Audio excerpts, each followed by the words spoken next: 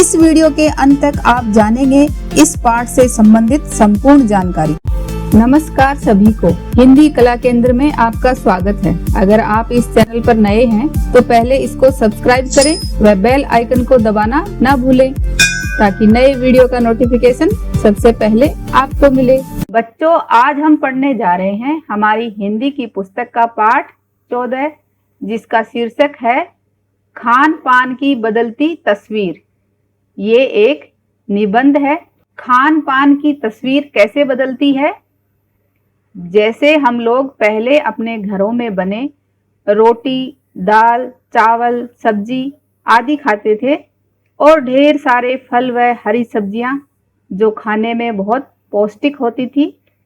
धीरे धीरे हमने दूसरी चीज़ों का स्वाद ले लिया जो खाने में तो बहुत स्वाद थी लेकिन इनमें पौष्टिकता की बहुत कमी है।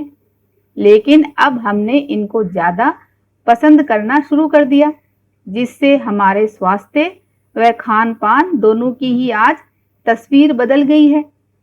इस बात को और अच्छी तरह समझने के लिए शुरू करते हैं आज का ये पाठ। पिछले 10-15 वर्षों में हमारी खान पान की संस्कृति में एक बड़ा बदलाव आया है। इडली, डोसा, बड़ा, सांभर, रसम सब केवल दक्षिण भारत तक सीमित नहीं है। यहाँ कहने का अर्थ है कि पहले दक्षिण भारत में ही ये सब खाने की चीज़ें बनती थी लेकिन आज ये सब दक्षिण भारत तक ही सीमित नहीं है। कहने का अर्थ है कि आज ये पूरे भारत में ये चीज़ें बनाई जाती हैं। ये उत्तर भारत के भी हर शहर में उपलब्ध हैं और अब तो उत्तर भारत की ढाबा संस्कृति लगभग पूरे देश में फैल चुकी है। तो उत्तर भारत में जो ढाबा संस्कृति थी वो अब धीरे धीरे पूरे देश में फैल चुकी है। अब आप कहीं भी हो, उत्तर भारतीय रोटी, दाल, साग आपको मिल ही जाएंगे। फास्ट फूड जो शीघ्रता से तैयार किया जा सकने वाला खाद्य पदार्थ यानी तुरंत भोजन का चलन भी बड़े शहरों में खूब बढ़ा है। इस फास्ट फूड में बर्गर, नूडल्स जैसी कई चीज़ें शामिल हैं। एक ज़माने में कुछ ही लोगों तक सीमित चाइनीज नूडल्स अब संभवतः किसी के लिए अजनबी नहीं रहे। अजनबी यानी अब किसी के लिए भी ये अनजान नहीं रहे। तो कहने का अर्थ है कि अब सब चीज़ें सब जगह बनाई जाने लगी और सब लोग उनको खाने लगे। पहले जो चीज़ें भारत के एक हिस्से में बनती थी उन चीज़ों को वही लोग खाते थे, वही लोग उनके बारे में जानते थे, लेकिन धीरे धीरे ये सब चीज़ें सब जगह पहुंच गई हैं। 2 मिनट नूडल्स के पैकेट बंद रूप से कम बच्चे बूढ़े सभी परिचित हो चुके हैं। इसी तरह नमकीन के कई स्थानीय प्रकार अभी तक भले मौजूद हों लेकिन आलू चिप्स के कई विज्ञापित यानी सूचित किया गया रूप तेजी से घर घर में अपनी जगह बनाते जा रहे हैं। गुजराती ढोकला, गाठिया भी अब देश के कई हिस्सों में स्वाद लेकर खाए जाते हैं और बंगाली मिठाइयों की केवल रस भरी चर्चा ही नहीं होती, वे कई शहरों में पहले की तुलना में अधिक उपलब्ध हैं। यानी स्थानीय व्यंजनों के साथ ही अब अन्य प्रदेशों के व्यंजन पकवान भी प्राय हर क्षेत्र में मिलते हैं। यहाँ पर स्थानीय व्यंजनों से क्या अर्थ है? जिस प्रांत या क्षेत्र में आप रहते हो वहीं पर जो व्यंजन बनाए जाते हैं वो उस जगह के स्थानीय व्यंजन कहलाते हैं। तो अब स्थानीय व्यंजनों के साथ साथ हम दूसरे प्रदेशों के पकवान या व्यंजन भी खाते हैं और उनका आनंद लेते हैं। और मध्य वर्गीय जीवन में भोजन विविधता अपनी जगह बना चुकी है। तो मध्य वर्गीय यानी मिडिल क्लास लोगों में अब भोजन विविधता यानी भोजन के अनेक प्रकार अब बनाए जाने लगे हैं। कुछ चीज़ें और भी हुई हैं, मसलन यानी उदाहरण के रूप में अंग्रेजी राज तक जो ब्रेड केवल साहबी ठिकानों तक सीमित थी वह कस्बों तक पहुंच चुकी है। तो किसी जमाने में अंग्रेज लोग ही ब्रेड को खाते थे, केवल उनके साहबी ठिकानों अफसर लोगों के ठिकानों पर ही खाई जाती थी, लेकिन आज ये धीरे धीरे कस्बों तक पहुंच चुकी है और नाश्ते के रूप में लाखों करोड़ों भारतीय घरों में सेकी तली जा रही है। खान पान की इस बदली हुई संस्कृति से सबसे अधिक प्रभावित नई पीढ़ी हुई है, जो आज की पीढ़ी यानी आप लोग सबसे ज्यादा प्रभावित हुए हो, जो पहले के स्थानीय व्यंजनों के बारे में बहुत कम जानती है। आप लोगों को तो पता भी नहीं है अभी कि आपके दादा नाना के ज़माने में कौन से स्थानीय व्यंजन होते थे, तो उनका धीरे धीरे आपको ज्ञान कम होता जा रहा है। पर कई नए व्यंजनों के बारे में बहुत कुछ जानती हैं, लेकिन आज के जो नए व्यंजन हैं वो आप लोग ज़्यादा जानते हो। स्थानीय व्यंजन भी तो अब घटकर कुछ ही चीज़ों तक सीमित रह गए हैं। बम्बई की पाव भाजी और दिल्ली के छोले कुलचों की दुनिया पहले की तुलना में बड़ी जरूर है, पर अन्य स्थानीय व्यंजनों की दुनिया में छोटी हुई है। जानकार ये भी बताते हैं कि मथुरा के पेड़ों और आगरा के पेठे नमकीन में अब वह बात कहाँ रही। तो आपने भी सुना होगा ना कि मथुरा के पेड़े प्रसिद्ध हैं और आगरा के पेठे और नमकीन, तो उनमें भी आज वो स्वाद नहीं रहा। यानी जो चीजें बची भी हुई हैं उनकी गुणवत्ता में फर्क पड़ा है। गुणवत्ता यानी उनके गुण संबंधी विशिष्टता, उनकी क्वालिटी। तो कहने का अर्थ है कि जो स्थानीय व्यंजन चलते आ रहे हैं उनमें भी आज वो स्वाद नहीं रहा और साथ ही उनकी क्वालिटी में भी अंतर आ गया है। फिर मौसम और ऋतुओं के अनुसार फलों खाद्यान्नों से जो व्यंजन और पकवान बना करते थे, उन्हें बनाने की फुर्सत भी अब कितने लोगों को रह गई है। अब गृहिणियों या कामकाजी महिलाओं के लिए खरबूजे के बीज सुखाना, छीलना और फिर उनसे व्यंजन तैयार करना सचमुच दुस्साध्य है। दुस्साध्य का अर्थ है दुष्कर या असाध्य। तो कहने का अर्थ है कि अब गृहिणियों और कामकाजी महिलाओं के पास भी इतना समय नहीं है कि वो पहले अपनी दादी नानी की तरह खरबूजे के बीजों को सुखाएं, छीलें और फिर उनसे व्यंजन तैयार करें। यानी हम पाते हैं कि एक ओर तो स्थानीय व्यंजनों में कमी आई है, दूसरी ओर वे ही देसी विदेशी व्यंजन अपनाए जा रहे हैं जिन्हें बनाने पकाने में सुविधा हो। जटिल प्रक्रियाओं वाली चीजें तो कभी कभार व्यंजन पुस्तिकाओं के आधार पर तैयार की जाती हैं। तो कहने का अर्थ है कि धीरे धीरे हमारे स्थानीय व्यंजनों में तो कमी आती जा रही है और साथ ही हम देसी विदेशी वही व्यंजन अपनाने जा रहे हैं जिनको पकाने और बनाने में आसानी है और कम समय लगता है।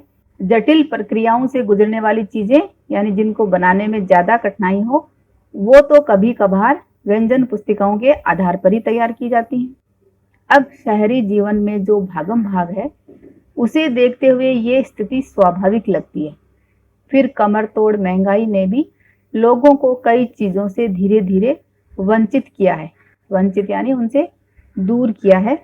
यानी एक तो शहरी जीवन में भागम भाग है, समय नहीं है, दूसरे महंगाई भी ज्यादा बढ़ती जा रही है जिससे भी कई चीजों से हम दूर होते जा रहे हैं।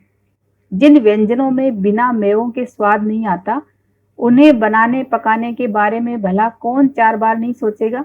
खान पान की जो एक मिश्रित संस्कृति बनी है, मिश्रित यानी मिलाया हुआ, तो जो एक ये मिली जुली संस्कृति बनी है खान पान की, मिली जुली कैसे, जो हमारे स्थानीय व्यंजन भी हम खाते हैं और दूसरे देसी विदेशी व्यंजन भी हम खाते हैं, तो ये जो एक मिली जुली संस्कृति बनी है खान पान की, इसके अपने सकारात्मक पक्ष भी हैं तो इसके बहुत सारे फायदे भी हैं। क्या है? गृहिणियों और कामकाजी महिलाओं को अब जल्दी तैयार हो जाने वाले विविध व्यंजनों की विधियां उपलब्ध हैं। नई पीढ़ी को देश विदेश के व्यंजनों को जानने का सुयोग मिला है। सुयोग यानी बढ़िया अवसर मिला है, भले ही किन्हीं कारणों से और किन्हीं खास रूपों में, क्योंकि ये भी एक सच्चाई है कि ये विविध व्यंजन इन्हें निखालिस रूप में उपलब्ध नहीं है। निखालिस यानी विशुद्ध या पवित्र। तो इन देसी विदेशी व्यंजनों को हमें जानने का बढ़िया मौका तो मिल गया है, लेकिन ये नहीं कह सकते कि ये उसी पवित्र रूप में है। आजादी के बाद उद्योग धंधों, नौकरियों, तबादलों का जो एक नया विस्तार हुआ है, तो आजादी के बाद जो धीरे धीरे लोग उद्योग धंधे शुरू कर रहे हैं और नौकरियों के लिए एक प्रांत से दूसरे प्रांत में जा रहे हैं, या फिर लोगों का जो ट्रांसफर हुआ है, उनकी वजह से भी ये खान पान की चीजों का एक प्रदेश से दूसरे प्रदेश में जाने वाला काम ज्यादा हुआ है। उसके कारण भी खान पान की चीजें किसी एक प्रदेश से दूसरे प्रदेश में पहुंची हैं। बड़े शहरों के मध्य वर्गीय स्कूलों में, मध्य वर्गीय यानी मिडिल क्लास के जो स्कूल हैं, बीच के वर्ग के, जब दोपहर के टिफिन के वक्त बच्चों के टिफिन डिब्बे खुलते हैं तो उनसे विभिन्न प्रदेशों के व्यंजनों की एक खुशबू उठती है। तो सब बच्चे जो अपने घरों से टिफिन लेकर आते हैं उनमें विभिन्न प्रदेशों के व्यंजनों की एक खुशबू उठती है। यहाँ पर मध्य वर्गीय स्कूलों के बारे में क्यों कहा गया है? क्योंकि उच्च वर्गीय स्कूलों में तो खाना पीना उनकी स्कूल में दिया जाता है, तो सब बच्चों के लिए एक जैसा ही खाना मिलता है। लेकिन जब सब बच्चे अपने अपने घरों से लेकर आते हैं तो उनमें सब में स्वाद भी अलग और वैरायटी भी अलग होती है। आप भी अपने दोस्तों के साथ मिलजुल कर खाना खाते हो ना? हम खान पान से भी एक दूसरे को जानते हैं। इस दृष्टि से देखें तो खान पान की नई संस्कृति में हमें राष्ट्रीय एकता के लिए नए बीज भी मिल सकते हैं। तो एक फायदा ये भी है कि हमारी राष्ट्रीय एकता को बढ़ावा मिलता है। बीज भली भांति तभी अंकुरित होंगे, अंकुरित होना यानी अंकुर आया हुआ अर्थात उगा हुआ, जब हम खान पान से जुड़ी हुई दूसरी चीजों की ओर भी ध्यान देंगे। मसलन हम उस बोली बानी, बासा भूसा आदि को भी किसी न किसी रूप में ज्यादा जानेंगे जो किसी खान पान विशेष से जुड़ी हुई है। इसी के साथ ध्यान देने की बात यह है कि स्थानीय व्यंजनों का पुनरुद्धार यानी टूटी फूटी वस्तु को फिर से सुधारना, उनको एक नए रूप में लाना भी जरूरी है, जिन्हें अब एथनिक कहकर पुकारने का चलन बढ़ा है। एथनिक यानी पुराना तौर तरीका, जिसको आज हम नया रूप देकर पेश करते हैं, जिसे हम एथनिक कहकर पुकारते हैं। ऐसे स्थानीय व्यंजन केवल 5 सितारा होटलों के प्रचारार्थ नहीं छोड़ दिए जाने चाहिए। 5 सितारा होटलों में वे कभी कभार मिलते रहें, पर घरों बाजारों से गायब हो जाएं तो ये एक दुर्भाग्य ही होगा। अच्छी तरह बनाई पकाई गई पूड़ियाँ, कचौड़ियाँ, जलेबियाँ भी अब बाजारों से गायब हो रही हैं।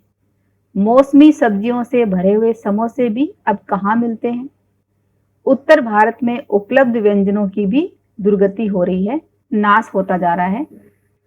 अचरज नहीं कि पहले उत्तर भारत में जो चीजें गली मोहल्लों की दुकानों में आम हुआ करती थी, यानी जो अक्सर मिला करती थी, उन्हें अब खास दुकानों में तलाशा जाता है। ये भी एक कड़वा सच है कि कई स्थानीय व्यंजनों को हमने तथाकथित आधुनिकता के चलते छोड़ दिया है और पश्चिम की नकल में बहुत सी ऐसी चीजें अपना ली हैं जो स्वाद, स्वास्थ्य और सरसता के मामले में हमारे बहुत अनुकूल नहीं है। सरसता का अर्थ है रसिकता या मधुरता। तो हमने स्थानीय व्यंजनों को आधुनिकता के चलते भी छोड़ दिया है और पश्चिम की नकल करने में उन सब चीजों को अपना ली हैं जो कि हमारे स्वाद, स्वास्थ्य और मधुरता के मामले में हमारे शरीर के अनुकूल नहीं है। इसीलिए आज ज्यादा बीमारियां बढ़ती जा रही हैं। हो ये भी रहा है कि खान पान की मिश्रित संस्कृति में हम कई बार चीजों का असली और अलग स्वाद नहीं ले पा रहे हैं। अक्सर प्रीति भोजों यानी दावत और पार्टियों में एक साथ ढेरों चीजें रख दी जाती हैं और उनका स्वाद गड़मड़ होता रहता है। गड़मड़ यानी उनका स्वाद मिला जुला रहता है। खान पान की मिश्रित या विविध संस्कृति हमें कुछ चीजें चुनने का अवसर देती हैं। हम उसका लाभ प्राय नहीं उठा रहे हैं। हम अक्सर एक ही प्लेट में कई तरह के और कई बार तो बिल्कुल विपरीत प्रकृति वाले व्यंजन परोस लेना चाहते हैं। यानी ऐसे व्यंजन भी हम अपनी प्लेट में डाल लेते हैं जिनका कोई मेल ही ना हो। इसलिए खान पान की जो मिश्रित विविध संस्कृति बनी है और लग यही रहा है कि यही और अधिक विकसित होने वाली है, उसे तरह तरह से जांचते रहना जरूरी है। तो इस तरह ये निबंध लिखा था प्रयाग शुक्ल जी ने। तो बच्चों इस पाठ के अभ्यास प्रश्नों को इसके भाग 2 में करेंगे। अगर हमारे वीडियो बन ही रहे हैं आपके फेवरेट, तो फिर क्यों ना करें इनको लाइक, सब्सक्राइब और रिकमेंड। हमें और बेहतर बनाने के लिए आप कर सकते हैं कमेंट। धन्यवाद।